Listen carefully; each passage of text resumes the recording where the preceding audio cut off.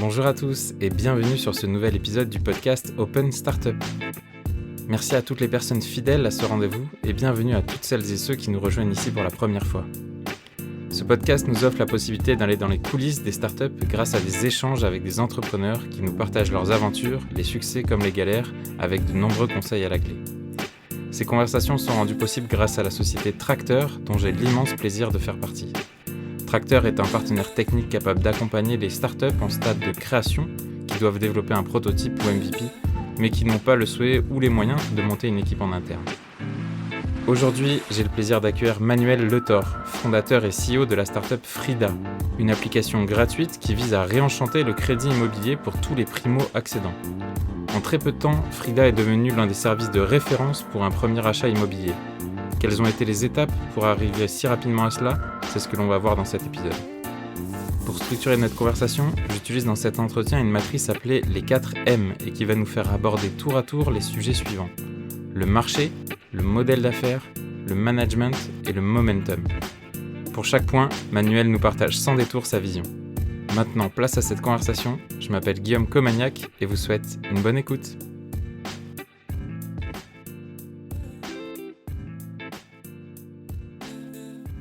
Bonjour Manuel. Bonjour.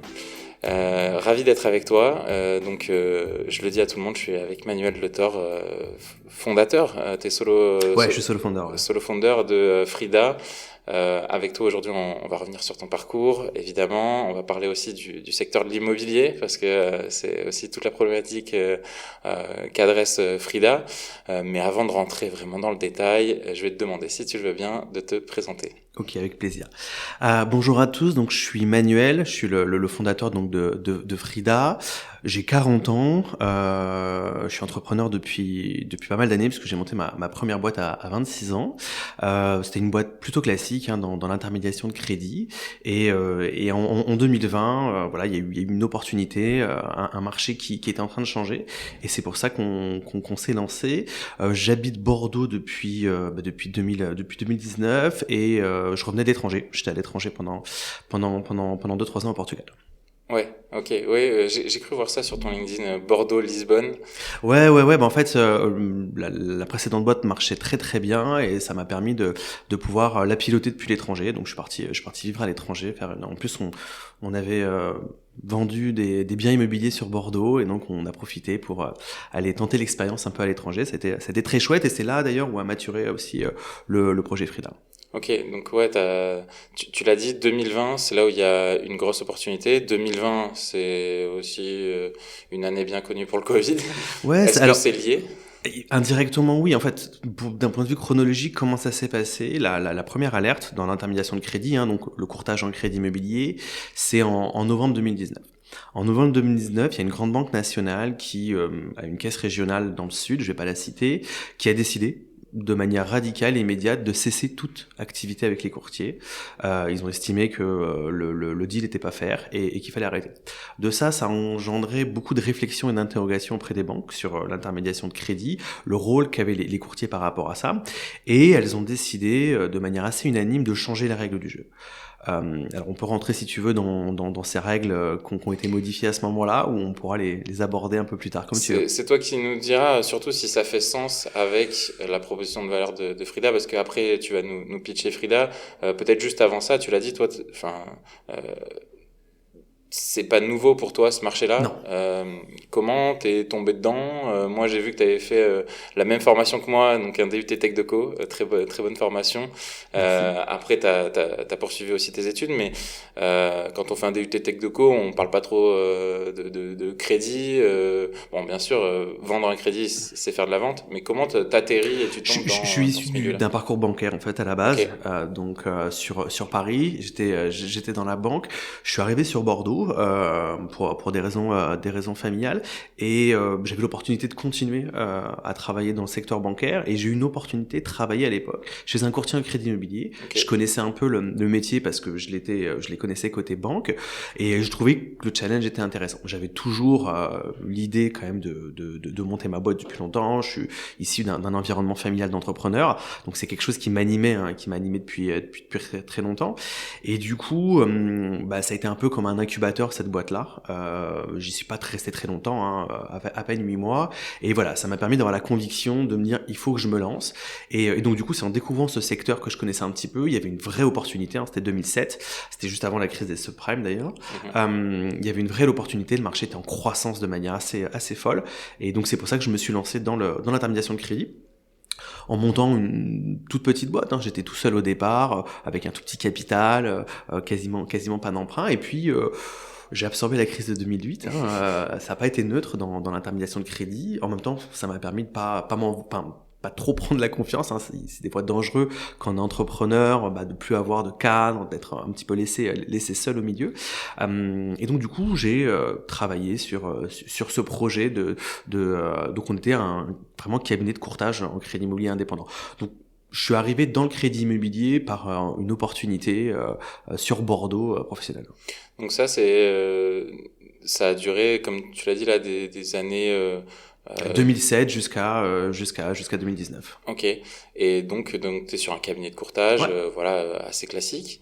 Est-ce que le monde technologique, des startups, de l'innovation, c'est quelque chose que tu regardais à ce moment-là, ou c'est vraiment ça a été la découverte en même temps que t'as monté Frida? Non, j'ai déjà, depuis le début, depuis que j'ai monté ma boîte, j'avais déjà une forte sensibilité web. Ok. J'avais déjà vu dans les années 2000, donc la première bulle Internet. J'avais été fasciné par tout ça. J'avais été fasciné dans une approche startup de construction, en fait, de pas tout de suite vendre un produit. Et l'idée de concevoir m'intéressait beaucoup, tout ce travail. Et du coup, pendant toutes ces années où j'ai managé et dirigé cette boîte-là, j'ai été frustré de pas avoir les moyens de construire. C'est-à-dire que la sensibilité digitale était immédiate, puisque moi, dès que j'ai monté ma boîte, en fait, dans le marché du courtage, il y a deux modèles. Il y a du revenu sharing, c'est le modèle agent immobilier, c'est-à-dire qu'un courtier va partager une partie de sa commission une fois qu'il a fait son chiffre d'affaires avec un agent immobilier. C'est agréable parce qu'il y a une incertitude jusqu'au dernier moment, hein, comme dans l'immobilier, la rémunération du courtier jusqu'au dernier moment, elle est aléatoire. Ou il y a le modèle de lead management. Le lead management, c'est on fait l'acquisition digitale, donc on dépense de l'argent à J, on investit sur des campagnes publicitaires, on fait du recrutement parce qu'on a des salariés en CDI et pas des mandataires, et ensuite on a du chiffre d'affaires qui va être généré. Moi, dès le départ, j'arrivais de Paris, j'avais pas de réseau sur Bordeaux, j'ai commencé à monter un premier site internet et à faire de l'acquisition digitale.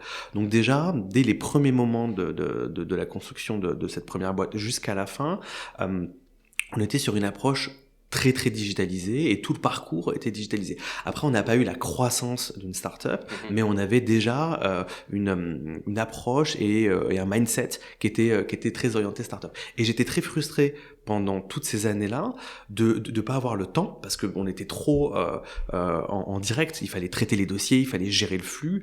Moi, il y a qu'à partir de 2017 où j'ai vraiment pu me dégager de la gestion du flux de dossiers pour essayer de travailler sur autre chose.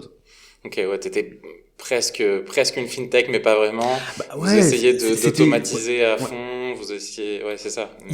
Alors, il y avait plusieurs choses. Il y avait une très forte automatisation de l'acquisition client.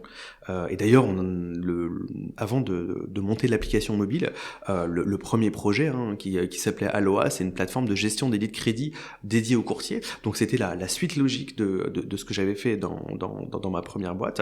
Donc, l'acquisition était très digitalisée et l'activité était très structurée. C'est-à-dire que les conseillers, ils avaient des agendas, les rendez-vous se prenaient automatiquement. Enfin, tu vois, la prise de rendez-vous en ligne, nous, ça faisait des années qu'on la faisait, la signature électronique, enfin, toutes ces choses-là, on était très mail, donc on prenait plus de rendez-vous physiques dès 2018. On arrête parce qu'en fait, techniquement, on posait une demi-journée pour rencontrer un interlocuteur, alors qu'on peut faire une visio ou un call de 30 minutes. C'est quand même vachement chouette. Donc, il y a toujours eu cette culture-là, Ouais.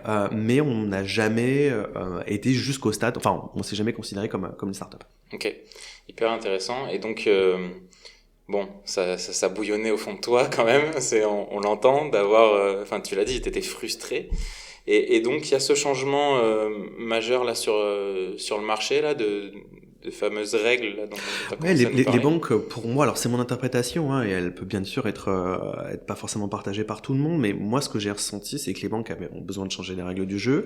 Il y avait deux problèmes. Il y avait un problème de volume, c'est-à-dire qu'il y avait trop de crédits immobiliers qui étaient distribués et les courtiers participaient à ce volume. À l'époque, c'est 250 milliards de crédits distribués, dont 50 milliards de trop estimés par certaines banques. Ça correspondait à peu près à la part des courtiers.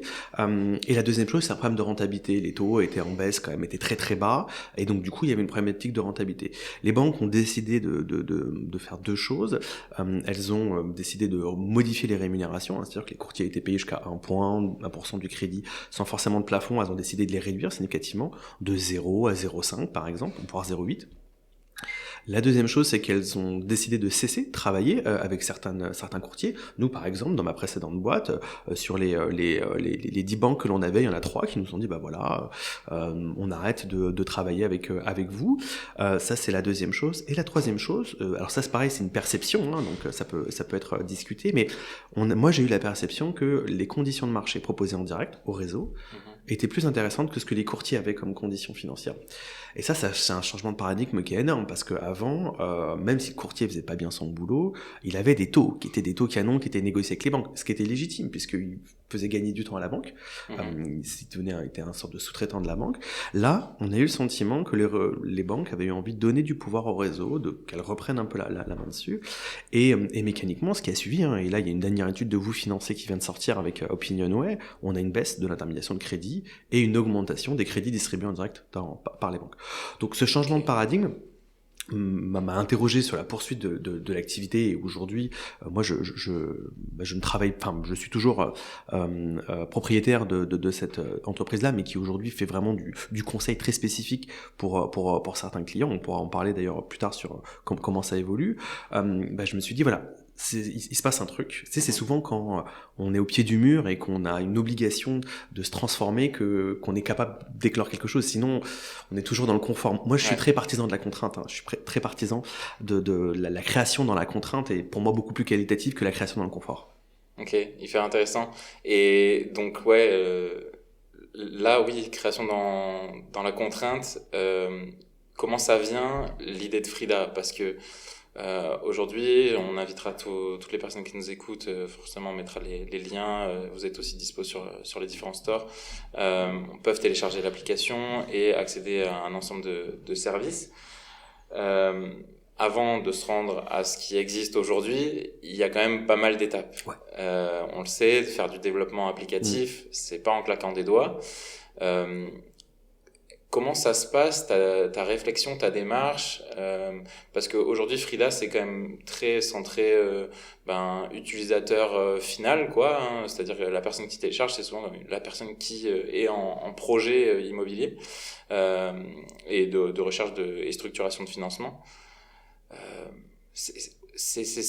Moi c'est ça que j'ai envie de savoir, c'est est-ce que t'es un jour sous la douche en train d'avoir l'illumination, tu vois, ou alors il y a une autre façon, je sais pas, t'en discutes avec des clients, t'en discutes avec des partenaires, ça a été quoi la méthodologie pour passer en effet de toutes ces problématiques que tu analyses du marché à l'application mobile.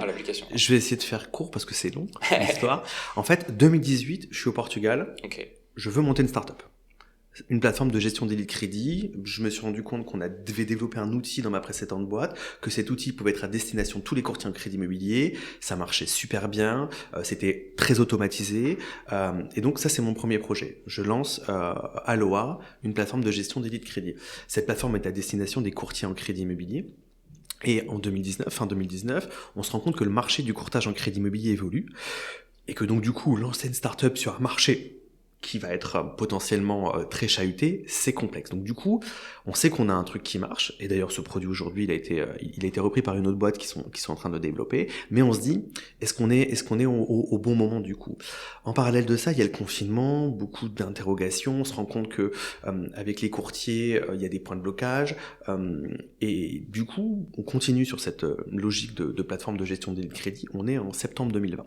Septembre 2020, on a les premiers fonds, on a fait première levée en petite dette bancaire et BPI, et on constitue l'équipe. Et très tôt, on constitue une équipe d'à peu près 8 personnes. Et là, on commence à travailler sur la plateforme de gestion des lignes de crédit. Et tous ensemble, on se rend compte, en analysant le marché du crédit immobilier, tous venaient d'univers qui n'avaient rien à voir avec le crédit, qu'il manque un truc. Il manque un truc, et c'est de là où on s'est dit, mais à destination des particuliers, moi j'avais déjà, pendant le confinement, commencé à maturer des idées, quelque chose qu'a développé d'ailleurs Bankstore, de faire du lien direct entre l'utilisateur et la banque, parce que ce que j'en ai déduit de la réflexion des banques, et donc moi étant intermédiaire, je me suis dit comment je résous la problématique de la banque qui est je dois capter des parts de marché, mais aujourd'hui ce que propose le courtage traditionnel ne me convient pas dans la forme. Un des points qui était important et un des points qui a été reproché aussi à certains courtiers, c'était que les courtiers prenaient trop de place dans ce processus-là. Et l'idée d'une banque, encore une fois, dans mon interprétation, elle utilise le crédit immobilier pour avoir une entrée en relation, capter un client. C'est un produit d'appel pour toutes les banques françaises. Parce qu'on est engagé. Quand on fait un crédit immobilier, on est capable de changer de banque pour un crédit immobilier. On va pas changer de banque pour une carte bleue gratuite ou pour ce genre de choses. Du coup, dans cette logique d'acquisition client, si on a un intermédiaire qui prend trop de place, la banque derrière, elle a du mal à finaliser son acquisition. J'ai une anecdote par rapport à ça. Quand j'étais courtier en crédit immobilier, je travaillais avec une grande banque et on était capable de monter des dossiers de crédit immobilier en 30 minutes et d'avoir les accords immédiats. Et avec une personne qui se reconnaîtra peut-être, qui s'appelle Babette, et elle me racontait qu'un jour, un courtier était venu la voir avec un dossier très très compliqué. Elle avait travaillé pendant 2 heures dessus, le courtier était resté à l'observer. Elle avait ficelé le montage, elle avait réussi à sortir d'une situation très complexe et elle avait réussi à obtenir le crédit à la fin. Du coup, elle présente au client cette information-là. Le client vient à l'agence, signe, le courtier était présent. Et à la fin, pour dire au revoir, le client se présente auprès du courtier, il prend la main et lui dit « Merci beaucoup, merci. » Et elle m'a dit « Mais tu te rends compte, j'adore le courtier, mais c'est moi qui ai fait le boulot. Le courtier, c'est un intermédiaire, il a fait un passe-plat. C'est pas lui qui a sorti. Ouais. » Sauf que dans la tête du client, c'est le courtier qui avait fait le job. Ouais. Et ça, c'est quelque chose qui, je pense, s'est ressenti auprès des banques. Quel est l'intérêt d'un intermédiaire si au final il prend trop de place? Parce qu'il doit rester à sa place d'intermédiaire. Donc du coup, de cette réflexion de la place de l'intermédiaire dans le process, est née l'idée qu'il fallait que la banque rentre en relation beaucoup plus tôt avec l'utilisateur, dès le départ. Et ça, c'est aujourd'hui ce que fait Frida. C'est-à-dire que l'idée, c'est que la place de l'intermédiaire, elle ne doit pas être trop grande, parce que sinon, derrière, la banque qui va interagir tôt avec son client, va y avoir une problématique de mise en relation. Donc ça a été un des éléments qu'on avait en tête, de se dire comment on fait pour donc répondre aux deux problèmes, problématique de rentabilité et problématique de place dans le process. Et donc c'est là qu'est venue effectivement cette notion on est dans une verticale, on me l'a reproché d'ailleurs, un grand VC me l'a reproché, on est dans une verticale de service. L'intermédiation de crédit, c'est une verticale de service. Et nous on s'est dit on va faire du produit. Et faire du produit, alors ça peut ne pas marcher, pour l'instant ça fonctionne, mais je suis très, très vigilant sur le fait qu'il peut y avoir des points de blocage. Faire du produit, ça veut dire qu'on va automatiser, on va rendre les utilisateurs autonomes. Alors ça... C'est ça, ce que j'allais dire, c'est redonner de la liberté et du pouvoir aussi à l'utilisateur, parce que c'est quand même lui qui a son projet à la base. Alors en effet, il y a plein de gens qui sont intéressés, dont la banque, comme tu l'as dit, parce que une fois qu'ils sont chez eux, potentiellement qu'ils vont rester assez longtemps. Mais il y a donc redonner du pouvoir à l'utilisateur et redonner aussi de la clarté peut-être dans tout ce processus qui souvent, surtout pour les primo-accédants, je pense, c'est un peu nébuleux. C'est-à-dire que ok, il y a le courtier, donc il va s'occuper de ça, il faut aussi que je voie la banque, mais d'ailleurs dans quel ordre je vais les voir et qu'est-ce que je dois préparer avant. Donc il y a aussi toute cette démarche là que vous avez intégrée dans Frida, qui je trouve est pour moi essentiel, de expliquer le processus d'achat, voir comment ça fonctionne, quelles questions je dois me poser, bref, peut-être que là je parle beaucoup trop. Est-ce que tu as envie de nous pitcher vraiment Frida, on comme ça ce sera vraiment très clair. De Frida, l'idée de Frida, c'est d'être Donc c'est une application mobile, gratuite. L'idée c'est d'être son partenaire pour son premier achat immobilier. Du coup, ça veut dire qu'on n'est pas que sur le crédit immobilier. Le crédit immobilier, c'est une des parties d'un achat immobilier. C'est une partie qui pose pas mal de problèmes, mais c'est pas l'ensemble. Donc du coup, nous, notre objectif, c'est d'être capable d'accompagner un utilisateur de sa recherche de son bien immobilier jusqu'à la finalisation de son dossier de crédit. Donc déjà, cette approche globale qui va associer le bien immobilier, la recherche immobilière au financement, ça n'existe pas. Aujourd'hui, il y a des agences immobilières hybrides qui vont proposer des choses très intéressantes sur l'accompagnement. Et il y a des courtiers ou des banques. Donc déjà, nous, on part du principe qu'on a plein de questions et qu'il faut lier les deux. Sinon, on est perdu, on parle à l'un, on parle à l'autre. Donc ça, c'est la première chose. Du coup, quand on rentre dans l'application pour la première fois, on pose quelques questions. On a été capable de simplifier. Je te parlais de contraintes, on a choisi le format application mobile pour plein de raisons, mais notamment pour une contrainte de restitution. C'est-à-dire que pour nous, en gros, on s'est dit c'est trop simple de faire une version web. Tu peux mettre tout ce que tu veux. On va faire faire des formulaires à rallonge. On va faire un écran mobile. Là, c'est immédiat. Si t'es pas concis, si t'es pas percutant, ça marche pas. Donc, on a construit l'application en se disant, on va simplifier énormément les choses. Et aujourd'hui, avec 3 questions, enfin 4, ton revenu, ton apport, tes charges et ton âge, on te restitue un plan de financement avec des algorithmes derrière qui vont être extrêmement précis. Tu rentres ces données-là, on te génère une capacité d'achat et dans ta capacité d'achat, elle sera différente de ton collègue, de n'importe qui parce que tes paramètres de revenus, d'âge, d'apport et d'endettement vont être différents. Donc la première chose, de manière instantanée, tu vas avoir cette capacité d'achat. La deuxième chose, c'est que tu vas pouvoir jouer avec. Et aujourd'hui, nous, quand on regarde les utilisateurs dans l'application, quand on parle avec eux, c'est hallucinant à quel point ils jouent avec. Tu as utilisé Frida. Je confirme. Voilà. Mais c'est normal. On a envie de savoir. Et si je mets 20 ans, et si je mets 15 ans, et si je mets ceci, si je mets ça. Et si je mets plus d'apport, ou si je mets un peu moins d'apport. J'avais une anecdote. Quand j'étais courtier en crédit immobilier, c'était des clients qui étaient parisiens, qui venaient en vacances à Bordeaux. Et qui, pendant leurs vacances à Bordeaux, sont venus 1 heure en rendez-vous avec moi. Je leur avais envoyé un plan de financement, parce que les courtiers envoient un plan de financement, c'est un document PDF figé sur un plan de financement sur 25 ans. En plus, l'emprunteur, il était développeur informatique. Et du coup, la question qu'ils avaient, ça donne quoi sur 20 ans ?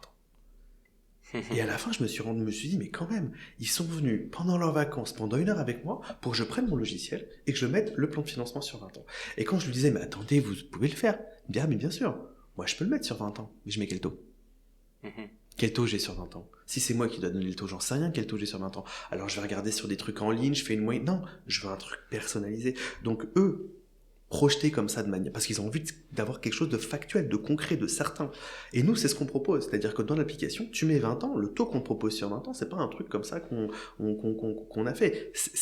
On a d'ailleurs une différence de 0,05 à 0,07 entre ce qu'on annonce dans l'application et ce que les clients négocient avec les banques. Donc la première chose, c'est d'être très précis sur un plan de financement et très rapide. Ensuite, l'idée, c'est d'accompagner sur la recherche immobilière. Et là, il y a des fonctionnalités. Donc, tu peux copier une annonce du Bon Coin, se loger, tu la partages dans l'application. On va te générer un plan de financement automatiquement. On va te dire si le plan de financement, il est facile ou difficile. On va checker ta situation, on va regarder si l'endettement est bon, si l'apport est bon.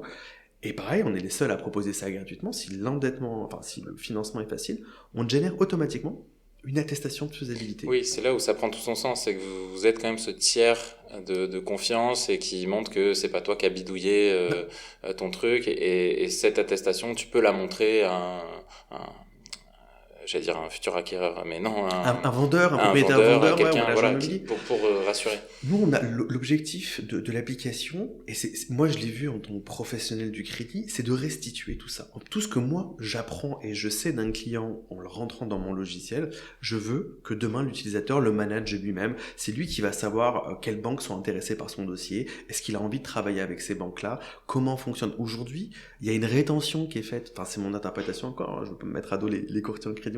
Pour moi, il y a une rétention qui est faite de la part des professionnels, parce que s'ils disent tout ce qu'ils connaissent, pourquoi ? passer par eux. Oui. Est-ce qu'il y a un intérêt? Et aujourd'hui, ça coûte quand même entre 1000 à 3000 euros de passer par un courtier. Donc du coup, alors il y a beaucoup d'évolutions dans le marché. Encore une fois, il y a des situations très spécifiques qu'on ne peut pas régler chez Frida. Chez Frida, on règle une problématique pour certains utilisateurs, mais il y a certains utilisateurs où on ne peut pas régler leur situation parce que trop atypique, et ça nécessite à ce moment-là un accompagnement personnalisé. Mais pour beaucoup d'utilisateurs qui seraient capables de faire leur dossier tout seuls, donc qui auraient été en direct auprès d'une banque, vont trouver chez Frida énormément d'outils qui vont les rassurer, qui vont leur confirmer un certain nombre de choses et qui vont leur permettre d'être plus sereins. Parce que l'idée sur le crédit immobilier, c'est d'éviter ce yo-yo émotionnel entre génial, j'ai acheté un bien immobilier, mais mince, il faut que je m'occupe du financement.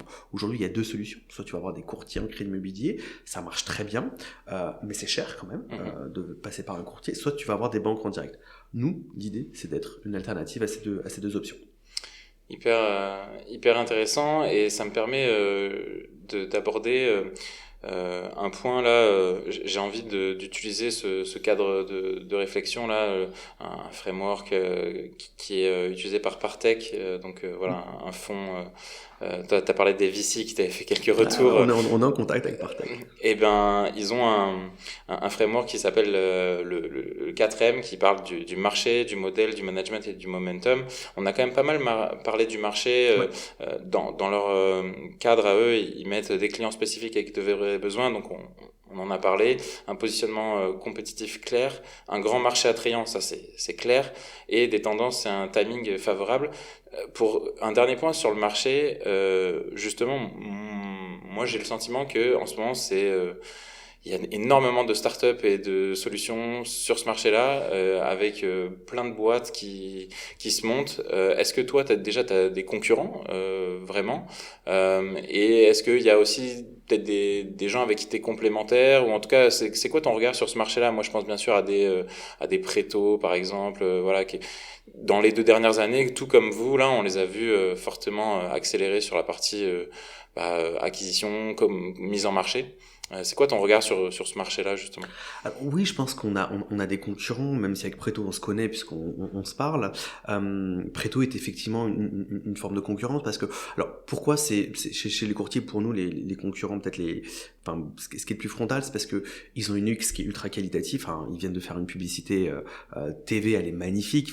J'espère que ça te gêne pas que je te pose la question. Non, mais je t'en parle avec plaisir. Je te dis, on se connaît, on s'est vu, les équipes produits ont discuté ensemble. On a un regard bienveillant. Enfin, j'ai un regard bienveillant. Enfin, et j'espère qu'il est réciproque sur ce qu'ils font, et j'espère aussi sur ce qu'on fait. J'aime ce que véhicule Préto comme image. Après, on fait pas exactement la même chose. Ouais. On fait pas exactement la même chose. Quand on va chez Préto, on achète, parce que c'est payant, aux alentours de 1000 euros, un interlocuteur qui va faire un travail spécifique de montage et d'accompagnement de dossier. Donc, nous, on propose pas ça. On propose à l'utilisateur d'être son propre courtier, d'être autonome. Donc, du coup, il y a une réflexion qui sera faite demain pour nos utilisateurs qui vont être confrontés à est-ce que je passe par Préto ou est-ce que j'utilise l'application Frida.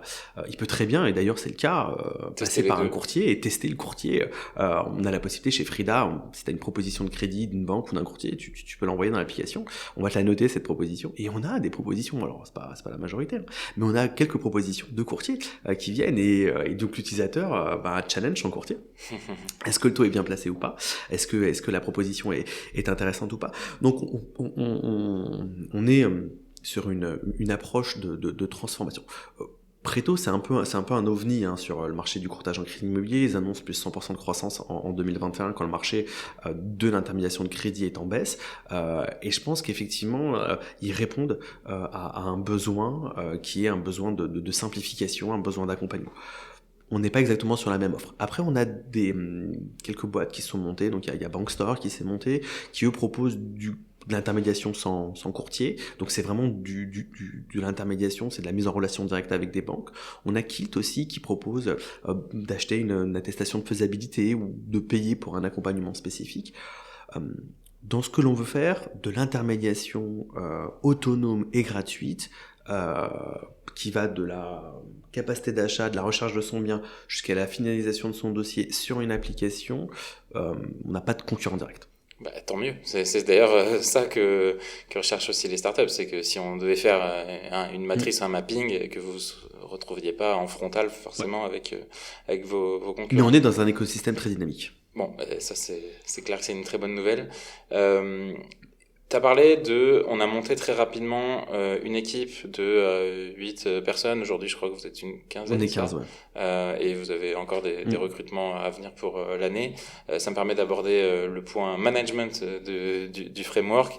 Euh, Comment on constitue rapidement une équipe voilà, qui a ce bon alliage entre de la compétence, l'appétence aussi pour le projet. Raconte-nous comment toi ça s'est mis en place en fait. Alors, le management, c'est ce qui a été le plus différent entre mon ancienne expérience entrepreneuriale et cette nouvelle expérience. Parce que, alors encore une fois, de la contrainte. Quelle contrainte? Une contrainte sanitaire. On est en remote, on est en septembre 2020, on a eu pas mal de confinements, on allait avoir un autre confinement derrière, du coup du remote. Et le remote, ça change tout. Ça change tout parce que il faut faire confiance, il faut s'organiser. Et donc du coup, dans le management, mon job a été de vendre un projet. Vendre un projet à des futurs membres de l'équipe qui vont envie de foncer dans ce projet-là. Et c'est le meilleur moyen de vendre sa startup, c'est d'être capable de convaincre des personnes qui ont envie de travailler là-dessus. Donc mon premier job, ça a été de convaincre. Et ça, j'avais jamais fait. C'est-à-dire que j'ai fait des recrutements où je devais autant convaincre la personne qu'elle vienne travailler sur le projet que ce que la personne avait envie de travailler sur le projet. Donc c'est un rapport qui est complètement différent de recrutement. Parce que forcément, on est face à des candidats, on cherche des profils qui sont quand même très, très qualitatifs, parce qu'il va falloir un engagement, une efficacité qui est redoutable, parce que c'est le nerf de la guerre dans les startups. Ça y est, dans cette case-là, il y a écrit forte capacité à livrer rapidement et à Le apprendre. delivery, Ouais. c'est que ça. Une startup, c'est un rapport au temps. Le rapport au temps fait qu'on crame. Une startup peut cramer parce qu'elle a pas réussi à bien délivrer son produit. Donc ça, la vélocité, hein, c'est fondamental. Et ce qui est fondamental, c'est d'être capable de le faire en interne. C'est-à-dire que arriver, prendre des freelances et compagnie, bah ouais, mais la techno, elle est où? La ressource, elle est où? Donc non, la notion de construction d'une team, ça a été très important. Il y a un rapport à la chance, forcément. Les premiers CDI que j'ai recrutés, c'est Oriane et Kathleen. Donc Oriane, elle est CPO aujourd'hui et Kathleen, elle est lead DAUI. Oriane, elle est venue au mois d'août 2020 faire une mission freelance de recherche utilisateur. Elle faisait de l'UX Research. Et donc du coup, parce qu'on avait besoin de comprendre c'est quoi les besoins de nos utilisateurs. On était dans cette réflexion, il y avait plateforme de gestion des crédits, on commençait à sentir qu'il y avait autre chose, donc elle est venue faire une mission autour de ça. Tu le dis vite fait, mais c'est crucial et essentiel de faire cette étape quand on a envie de développer Ouais, de son projet recherche de utilisateur. startup, hein. Recherche utilisateur, enfin, pensez pas qu'on a la science infuse et Non. qu'on sait Ah non. que mieux que nos utilisateurs ce qu'ils veulent. Ceux qui savent, c'est les Ah, utilisateurs. ouais, il faut parce que on a des biais. On a des biais. Moi, j'ai un biais parce que je suis professionnel du financement, parce que ça fait 15 ans. Les personnes qui sont venues ont des biais. Et effectivement, la recherche utilisateur, c'est la base. Et la compréhension des utilisateurs, c'est la base. Et d'ailleurs, dans le développement, hein, avant de lancer notre MVP, donc qui est sorti en mai 2021, on a commencé à travailler sur le produit en novembre 2020. La première chose qu'on a fait, on a fait une landing.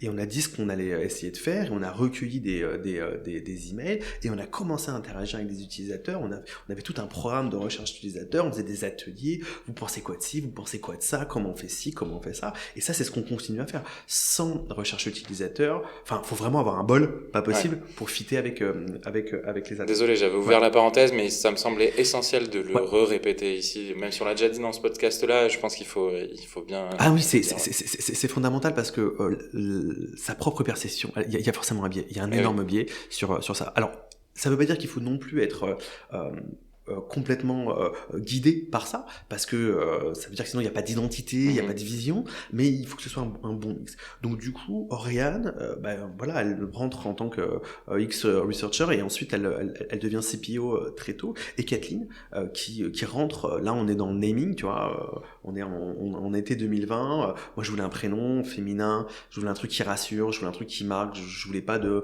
mon meilleur taux ou mon taux pas cher ou un truc comme ça, tu vois. Et donc on teste plein de choses et Frida arrive et c'est Kathleen qui commence à designer un peu tout ça et à faire des interfaces. Et là, on s'est rendu compte que la notion d'interface, le design d'interface, la direction artistique allait avoir beaucoup de sens parce que c'est quelque chose de... Donc on a travaillé, Oriane pilote un programme de recherche et développement où on essaye de travailler quels sont tous les biais autour de la prise de décision. C'est très important de se lancer dans un achat immobilier, de se contracter un crédit, hein, ça fait référence à plein de choses très, très, très stressantes. Et donc du coup, on a voulu très tôt, et le design de l'application est dans ce sens-là, apporter quelque chose qui soit plus rassurant, plus fun simple. et ludique aussi, Ouais, moi, plus de mon point de vue, hein, c'est que mon avis, mais c'est vrai que quand on ouvre Frida, on n'est pas en train d'ouvrir un truc tout gris et qui nous rappelle l'administratif ou qui nous rappelle les trucs lourds, peut-être qu'on s'imagine. Et là, ça devient un peu plus fun. Donc on a envie de s'y balader, il y a des petites animations. Vraiment, ça participe à l'expérience utilisateur. Il y a un souci de gamification, hein, effectivement, dans ça. Donc, du coup, on constitue cette équipe-là. Et on commence à se lancer. Un des points très importants, parce que du coup, j'ai eu l'expérience de tester les frameworks. Enfin, et Oriane a participé à ça parce qu'elle est docteur à la base, donc elle a toute cette rigueur scientifique, toute cette volonté de travailler sur du frameworks. Et la notion de frameworks dans le produit, c'est fondamental parce que faire un cahier des charges sur un bout de papier et donner ça à des développeurs informatiques, c'est une boucherie. J'ai tellement envie que tu le répètes et je crois que je vais l'isoler cette phrase. Non, mais moi je l'ai vu parce que pour le coup j'ai fait du développement informatique avant sur ma précédente boîte, j'ai fait du développement informatique sur la plateforme de gestion des lignes de crédit et on a fait du développement informatique avec une structuration produit. La structuration de produit, c'est quoi? C'est des specs. J'ai découvert les specs, les spécificités fonctionnelles, techniques, et ça c'est fondamental. On doit tout écrire, tout doit être détaillé, et ce qui fait que ça fonctionne. Et ce qui fait qu'on est véloce derrière, c'est cette organisation-là. Sinon, ça devient une usine à gaz. Donc, je savais, pour revenir à la question initiale, que l'équipe était le succès d'une startup. C'est la base. Et que donc, si j'étais pas capable, dès le départ, de constituer une équipe, de démontrer la velocité, ça nous a permis de lever des premiers fonds. On a fait une première levée de fonds de Friends and Family au mois de février-mars 2021. On n'avait pas sorti de produit, mais on avait déjà une équipe et on était capable déjà de démontrer un certain nombre de choses. Ouais, moi je pense que là il y a beaucoup d'enseignements dans ce que tu as dit, donc merci de l'avoir dit. Et il y a une chose, c'est la raison d'être aussi. Et je crois que c'est ça aussi, c'est comme ça que tu arrives à embarquer des employés, des partenaires, des financeurs. C'est quand tu as cette véritable identité et presque cette mission de dire... Clairement, il faut avoir une mission, il faut être convaincu par sa mission, il faut déborder de sa mission parce que on a une attente d'exécution qui est énorme. C'est une pression énorme quand même de travailler en start-up. Du coup, si on n'est pas embarqué par cette vision, tu vois là, on fait des one-to-one. Payfit a mis en place un nouveau système de one-to-one, et du coup, dans cette mission, on leur pose la question, avec tous ceux qui en travaillent, comment tu ressens l'impact de ton travail pour les utilisateurs de Frida? C'est-à-dire que, quel est le sens? Quel sens tu donnes à ton travail? Pas vis-à-vis de moi, toi N+1 ou toi N+2, ou vis-à-vis de tes partenaires, ou enfin de ceux avec qui tu travailles, ou même vis-à-vis de toi. Comment tu penses que ton travail a un impact pour les utilisateurs? Quel sens? Et ça, c'est très important. On doit être persuadé que ce que l'on fait a du sens. Et aujourd'hui, tu vois, on a 1500 utilisateurs par jour. Ça a du sens parce qu'ils sont tous les jours en train d'utiliser quelque chose qu'on a construit. Et ça, c'est une fierté dingue. Clairement. Et d'ailleurs, si ce sujet du sens au travail vous intéresse, j'ai fait un magnifique enregistrement avec Anaïs Georgelin qui parle du sens au travail, justement. Ouais. Donc, je mettrai les liens et j'invite vraiment non, ouais, c'est très important. Et ça aussi, c'est une évolution. Tu vois, par rapport à de l'entrepreneuriat classique, embarquer des gens dans un sens, c'est un management. Alors ça fait peut-être un peu bullshit de parler de ça, tu vois, parce que c'est un peu un sens commun, mais c'est une vraie évolution managériale, quelque chose de beaucoup plus horizontal, de beaucoup plus équilibré en fait. Moi, j'ai le sentiment d'être beaucoup plus aligné avec l'équipe. Je suis CEO, mais demain ça peut être quelqu'un d'autre en fait. Tu vois. Et ce qu'on reproche, et je pense que ce qui est un danger, c'est que tout tourne autour d'un individu. Et ça, c'est dangereux. Alors, sauf s'il est ultra charismatique et qu'il est d'un talent absolu. Mais sinon, il faut que ce soit quelque chose. Moi, demain, je peux être remplacé. Et je veux pouvoir être remplacé comme n'importe quel membre de l'équipe. Le projet Frida est un projet au-dessus qui, lui, a une vision, qui a quelque chose de supérieur. Ouais. Ça me permet de faire aussi une très belle pensée à mon père, s'il écoute ce message, qui est lui aussi entrepreneur. Il disait toujours, il dit toujours à ses collaborateurs, vous travaillez avec moi et pas pour moi. Et je pense que ça, c'est essentiel. Sur les deux autres parties, les deux autres M qu'on n'a pas abordées, il y a modèle et momentum.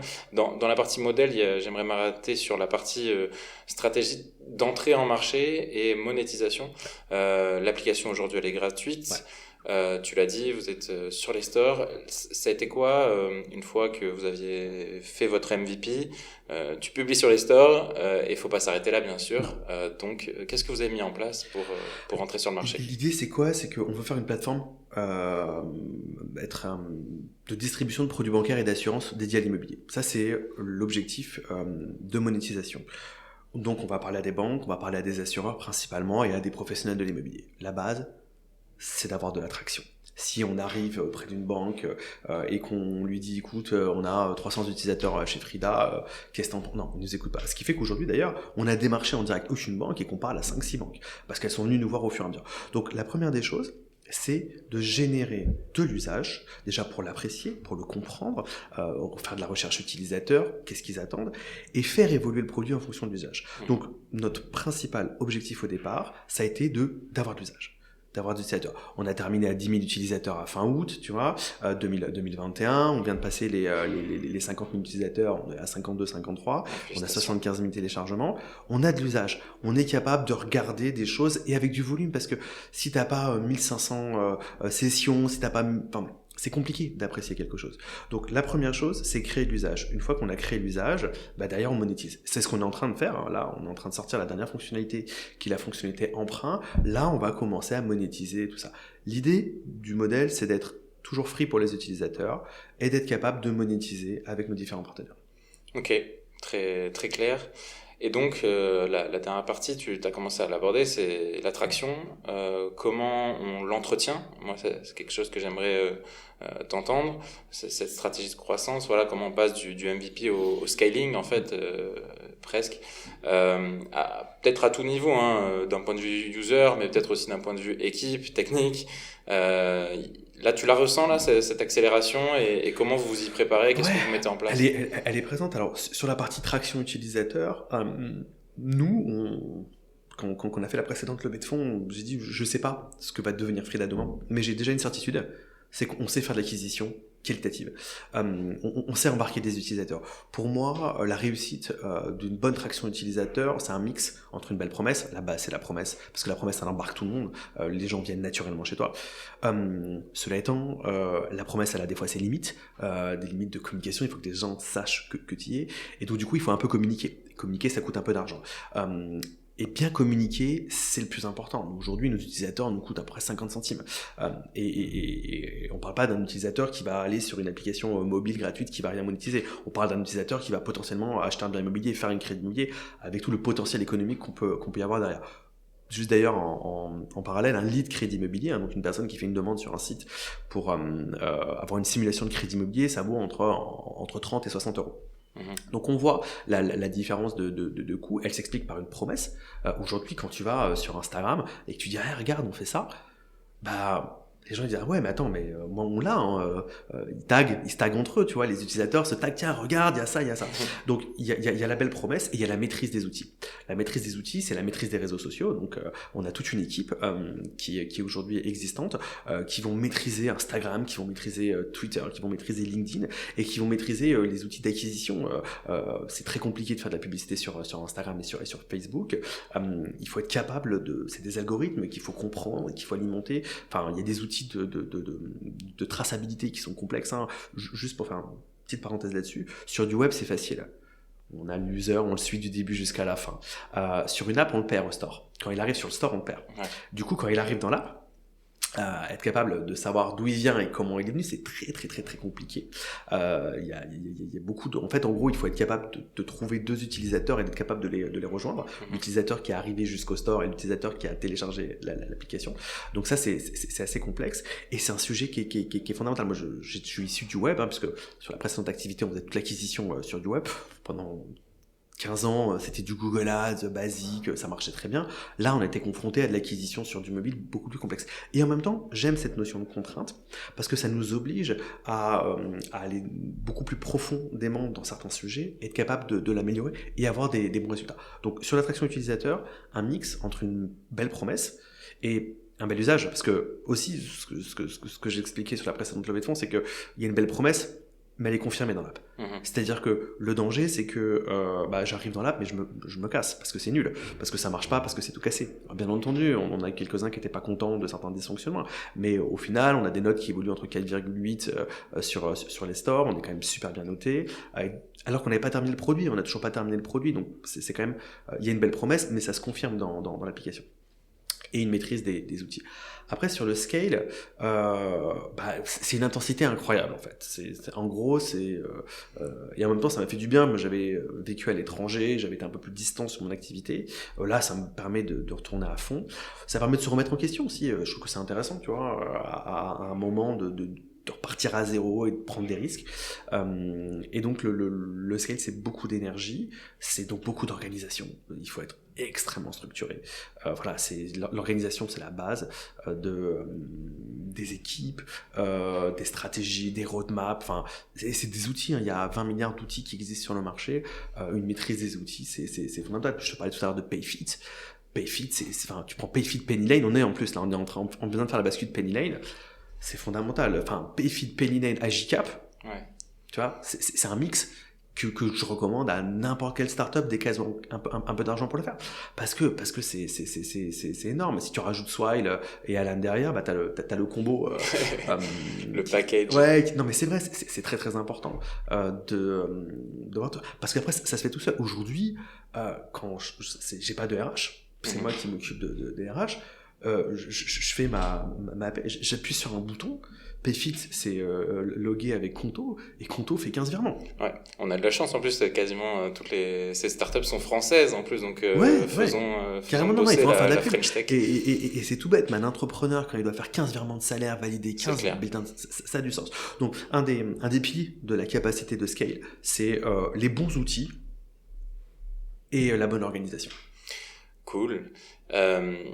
Tu l'as dit, donc dans cette accélération, il y a pas mal de remises en question de toi, ton côté, de continuer d'apprendre, etc. C'était quoi l'un de tes derniers gros apprentissages ou alors gros fail sur lequel tu t'es dit waouh, ça je l'avais pas vu comme ça et en fait tant mieux, j'ai bien appris et on refera pas cette erreur. Alors, j'ai pas d'exemple de fail particulier. Il y a une situation pesante et stressante que j'ai jamais connue jusqu'à maintenant, de rentabilité de chiffre d'affaires. On dépense beaucoup plus d'argent que ce que je dépensais dans ma précédente boîte mensuellement. J'ai appris ce que c'était le cash burn, je connaissais pas le cash burn. Donc j'ai appris ce que c'est le cash burn. Et je fais beaucoup moins de chiffre d'affaires que ce que je fais. Donc ça, c'est quelque chose de très complexe à gérer, parce que on dépend de beaucoup plus de choses. On dépend d'investisseurs, on dépend de réactivité des utilisateurs. Donc ça, c'est quelque chose qui est difficile à traiter et qui est complètement nouveau pour moi et sur lequel je suis très très vigilant de pas se planter par rapport à ça. Ensuite, sur des choses que j'ai apprises, la notion de frameworks produits. Encore une fois, avant, et d'ailleurs c'est comme ça que j'ai commencé à faire mes premiers développements informatiques, c'était moi, j'écrivais un cahier des charges, voilà, je faisais des listes, des machins, des trucs, ça partait au développement, ça revenait, je faisais des listings, des reviews de malades, parce que, des recettes, ça marche pas, ça marche pas. Et il y avait une frustration. Les délais étaient peut-être pas tenus. Ouais, les délais étaient pas tenus, les prix étaient pas tenus, il y avait une frustration. Moi, je suis quelqu'un de frustré à la base. Pas de frustré, mais de plein de petites choses je suis Ouais, Ça va t'atteindre, en tout ouais, cas. je suis vigilant sur plein de petites choses. Pour te donner un ordre d'idée, en 2008, Facebook, quand rentrait une carte bleue sur le Google Ads, permettait de sauter du précédent champ au champ suivant sans avoir à faire un tab ou à prendre sa souris et changer. Et ça, je l'ai vécu comme quelque chose d'extraordinaire. Donc, je suis très très sensible à l'expérience utilisateur. Et donc, du coup, forcément, il y a plein de choses qui me frustrent. Parce que c'est pas assez abouti. Donc ça, c'est quelque chose que j'ai toujours ressenti, de vouloir... Comment tu arrives à dealer avec ta propre frustration? Parce que il faut... C'est un moteur de ce que je comprends chez toi, parce que ça te permet de toujours aller plus loin et De faire toujours mieux. être... Ouais. Et en même temps, faut que tu trouves la bonne balance, parce que si tu exprimes toute ta frustration à l'équipe, Ouais. ça peut mettre de la pression. Comment tu trouves... C'est là où j'ai beaucoup évolué par rapport à ça, c'est qu'avant, j'avais pas de conscience ou moins de conscience sur comment je le restituais. Aujourd'hui, ce que je perçois, j'essaye de avoir plus de conscience sur comment c'est restitué. C'est affreux d'avoir quelqu'un qui tous les jours dit ah, ça marche pas, ça marche pas, ça marche pas, ça marche pas. C'est affreux. Du coup, déjà je le fais plus, je recette plus. Donc je laisse les équipes produits recéter, même si je regarde, des fois si je fais mes propres recettes, je dis ok, ça je laisse. Et surtout c'est du compromis. C'est très important. Moi, je pense qu'une des choses qui a évolué, c'est la remise en question. Je me remets en question en permanence. J'avais lu un truc un jour d'un gars qui disait que quand tu es en start-up, tu dois recruter systématiquement quelqu'un de plus intelligent que toi. Et moi, je suis dans cette démarche. Il y a presque des fois une forme de honte en me disant c'est dingue le travail qu'ils font. Donc du coup, ce recul que tu prends en tant qu'entrepreneur, même si toi qui es le commandant de bord et qui doit piloter tout ça, forcément, tu prends plus d'humilité, plus de recul, et donc tu fais des compromis et tu es très très vigilant dans la perception de ce que tu vas exprimer. Donc du coup, il faut pas tout le temps l'exprimer, parce que c'est important, ou la contrebalancer de manière très importante, et essayer de l'expliquer et d'accepter que sa propre perception... Enfin, je suis pas l'utilisateur final. C'est pas pour moi. On me construit pas un truc pour moi. Donc du coup, ok, j'ai une forme de frustration. Je sais que c'est moteur. Et je sais que c'est ce qui peut faire aussi du succès, d'être très... Et c'est ce qu'on nous a, sur qu'on nous a félicité. C'est-à-dire que le produit était quand même si c'était pas terminé, très abouti. Est-ce qu'un produit c'est terminé un jour? Non, je sais pas. Peut-être qu'on croit qu'on va terminer un produit, mais qu'en fait, il est jamais terminé. Facebook, c'est pas terminé, tu vois. Et d'accepter. Et tu vois, là, j'ai un exemple très précis, Payfit. Tu vois, ils sont sortis un one-to-one. Ils le mettent gratos auprès de certains utilisateurs. Payfit, c'est une licorne, quand même. Hein. C'est pas n'importe quoi. C'est cassé, ça marche pas, il y a des trucs qui bug, mais je trouve que c'est très intelligent. Ils auraient pu se dire, mais jamais de la vie on met sur le marché quelque chose qui peut être cassé. Non, c'est l'objectif. Ça sert à rien de passer des années à essayer de développer un produit sans jamais le tester. On le met live, on le propose gratuitement pour qu'on ait du feedback à certains utilisateurs. Ils nous montrent ce qui marche pas, et on le fait évoluer. Et ça, je pense que c'est très important, et ça, c'est ce que j'ai beaucoup évolué, d'accepter de sortir certaines choses qui pouvaient ne pas être ultra et supra abouti, et ça c'est important, parce que sinon t'attends en fait, et tu sors jamais ton produit, parce que tu dis mais voilà, il y a une phrase qui dit que si t'as pas honte, Peter Thiel. Voilà, de ce que tu mets sur le marché, c'est que c'est trop tard. C'est que c'est trop tard. Et donc ça, voilà, ça c'est très important par rapport à la frustration, d'avoir tout le temps honte. Ouais, et puis même, on t'a parlé plusieurs fois de Facebook, même si là ils changent un peu leur devise, mais il me semble que c'était fail fast, break things, c'est ça? Ouais, voilà, ou fake it until make it. C'est, Mais bon, donc des bons enseignements, même si c'est un peu l'école nord-américaine, c'est vrai que en approche startup, c'est ce qui permet d'avoir aussi du feedback, du retour utilisateur très rapide, et même s'il est négatif, en fait, il faut le chérir, parce que sur cette base-là, on peut construire. Donc c'est hyper important. Le temps a vite filé, et j'ai la promesse de te lâcher pas trop tard.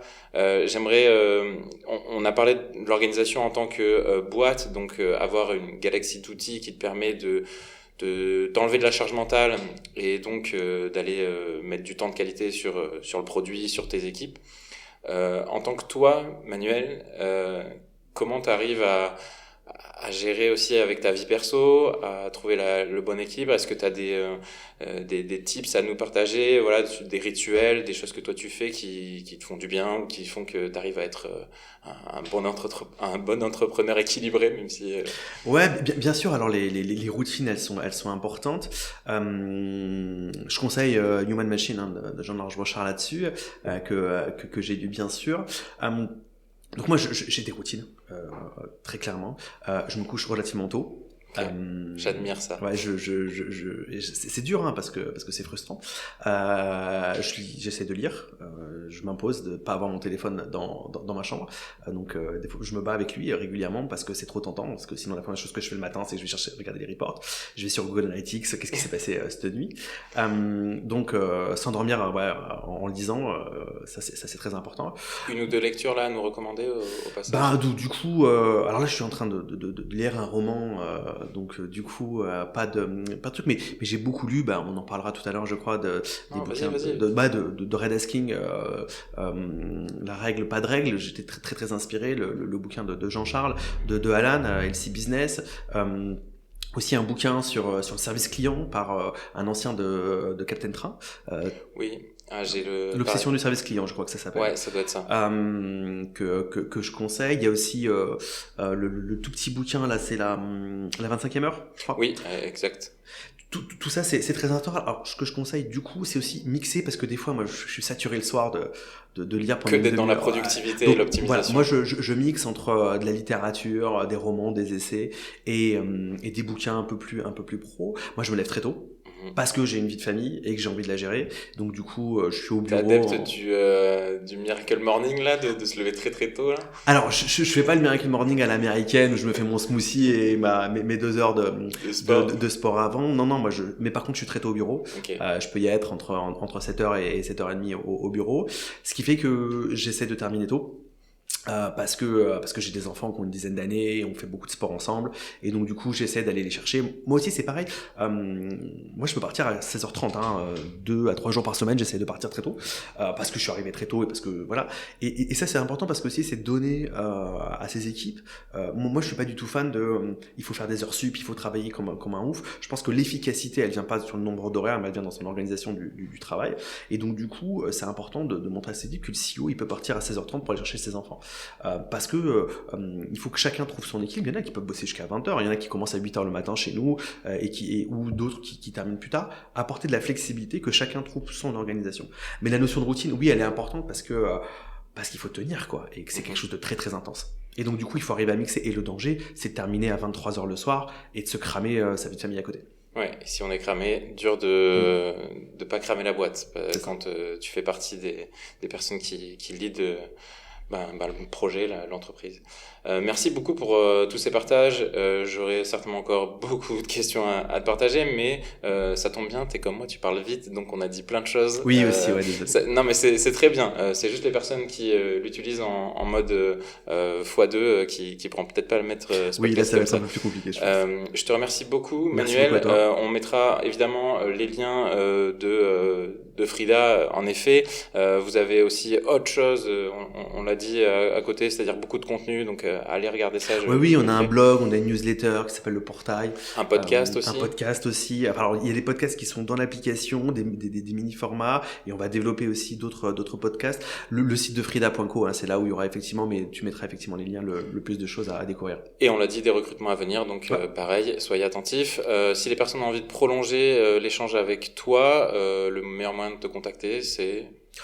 c'est mon mail, manuel@frida.co. Ah ben top, merci. Eh ben écoute, les personnes qui nous auront écouté jusque-là seront récompensées s'ils ont envie d'échanger avec toi.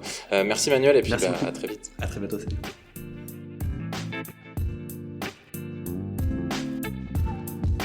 C'est la fin de cet épisode. Si vous êtes toujours là, merci infiniment. J'espère que vous avez passé un bon moment, et si c'est le cas, vous connaissez la formule. Like, partage, commentaire, toutes ces petites actions ont un impact et peuvent m'aider et aider le podcast à se développer. Je vous donne rendez-vous très bientôt pour un prochain épisode. Pour être sûr de ne pas le louper, le plus simple c'est de vous abonner avec votre application de podcast préférée. D'ici là, portez-vous bien et à très bientôt.